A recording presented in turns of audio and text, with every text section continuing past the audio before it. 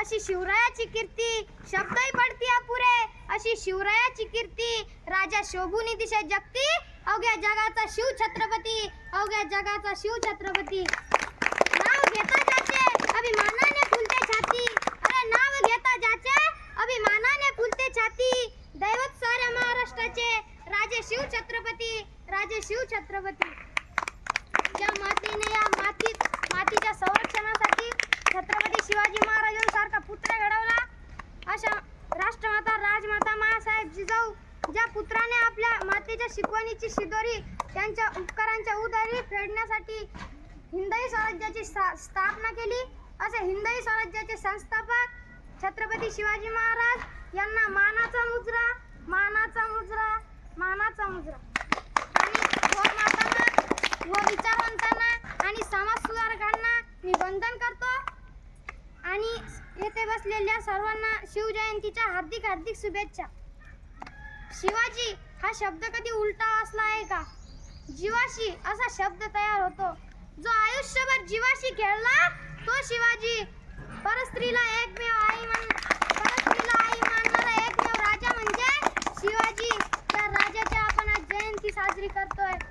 सुखी केली त्यानेच प्रजा, जन्म घेतला जिजाऊ पोटी, हसू आणले गरिबाच्या ओटी, माझा जानता राजा, माझा जानता राजा. देव माझा शक्तीचा, सामर्थ्य आणि युक्तीचा, देव माझा शक्तीचा, सामर्थ्य आणि युक्तीचा, शत्रू हा गनिमाचा, कैवारी हा जनतेचा, जानता राजा रयतेचा, जानता राजा रयतेचा.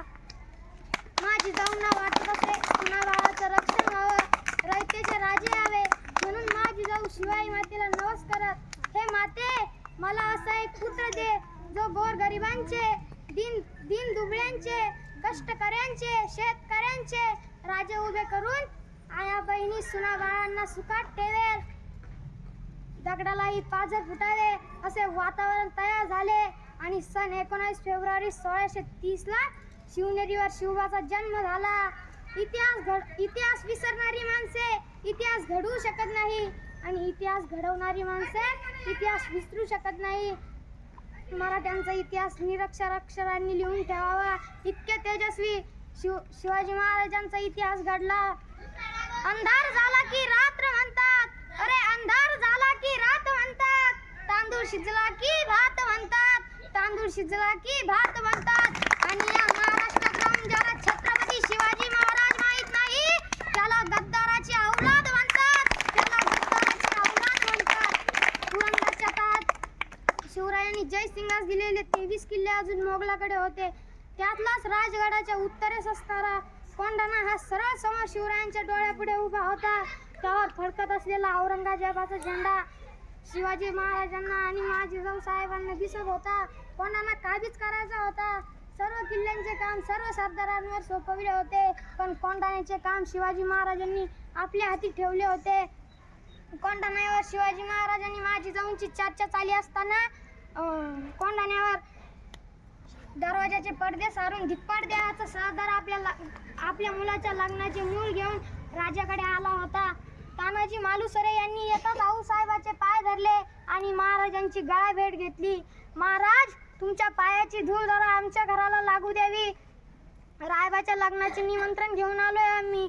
हे ऐकताच शिवाजी राजा आणि माझी जाऊ स्तब्ध झाल्या आणि हे तानाजीने ओळखले आणि तानाजी म्हणाले, सर्व ठीक तर आहे ना राजे, तुम्ही असे गप्प का?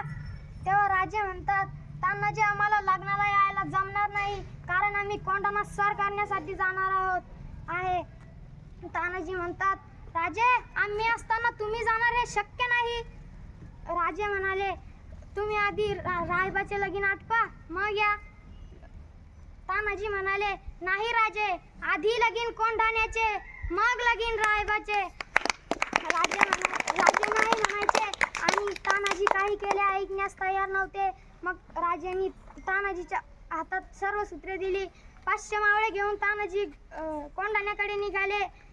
रात्र पडली होती. अंधाराचा सहारा घेत 300 मावळे गडावर चढले आणि मावळ्यांची चाहूल लागताच मोगल सैनिक जागे झाले. 300 मावळे आणि 1500 मोगल, 500 मोगल मारले गेले आणि 40 मावळे धारातीर्थ पडले. किल्लेदार उदयभान राठोड आणि तानाजी मालुसरे यांच्यात जंग सुरू झाली. त्यात उदयभान राठोड मारले गेले आणि तानाजी धारातीर्थ पडले. 5 फेब्रुवारी 1670ला कोंढाणा जिंकला, पण महाराज निराश होतात. बालपणीचा मित्र तानाजी मेल्याचे दुःख होते. तेव्हा महाराज म्हणतात, गड आला पण सिंह गेला.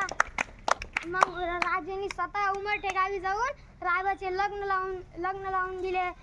ताजमहल अगर एक प्रेम की निशानी है, अरे ताजमहल अगर एक प्रेम की निशानी है, तो शिवनेरी किल्ला भी एक शेर की कहानी है. तो शिवनेरी किल्ला भी एक शेर की कहानी है.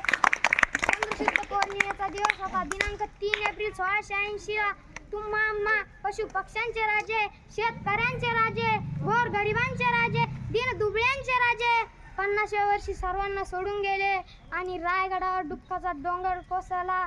रायगडावरच नव्हे तर पूर्ण महाराष्ट्रभर दुःख झाले.